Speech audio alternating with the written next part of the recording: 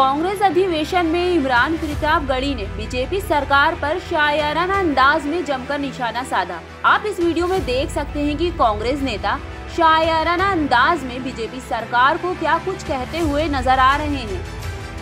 1885 से 2023 तक के इस सफर में भारतीय राष्ट्रीय कांग्रेस के 85वें अधिवेशन में रायपुर की सरजमीन पर देश के कोने कोने से आए हुए कांग्रेस के सिपाहियों का स्वागत करता हूं, खैर मकदम करता हूं। चिरागों के सफर में दबदबा हो आंधियों का, चिरागों के सफर में दबदबा हो आंधियों का, तो फिर अंजाम जुल्मत के सिवा कुछ भी नहीं होगा।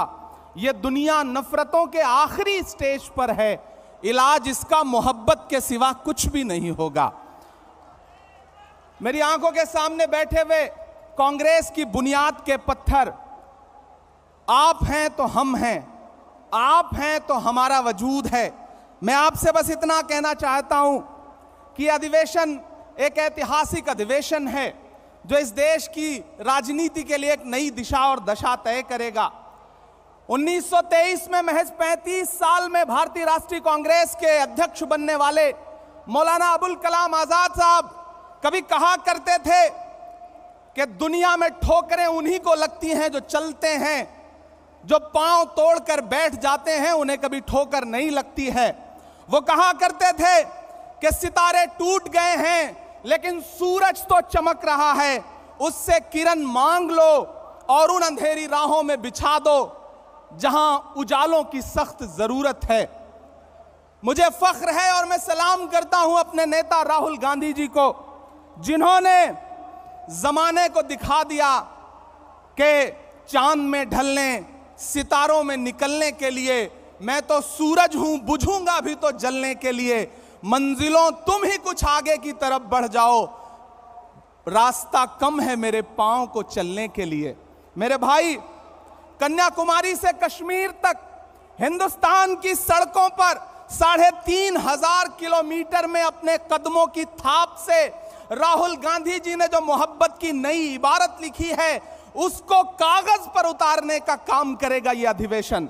मेरे भाई, जिस सामाजिक न्याय का ख्वाब देखते हुए हमारे पुरखे इस जमीन की खाक में मिल गए, उन ख्वाबों को ताबीर में बदलने का काम करेगा यह महाधिवेशन। यकीनन मुल्क मुश्किल दौर से गुजर रहा है, सरकारी कलम से जुल्म की नई कहानियां लिखी जा रही हैं। कहीं कोई रोहित बेमुला तो कहीं कोई नासिर और जुनैद मजबूर किया जा रहा है मरने के लिए। ऐसे में एक पागल भीड़ है जो खड़ी हुई है सब कुछ तहस नहस करने के लिए, संविधान को तहस नहस करने के लिए। ऐसे में हमारी जिम्मेदारी है कि हम देश के संविधान को और लोकतंत्र को बचाएं, क्योंकि हम कांग्रेस हैं।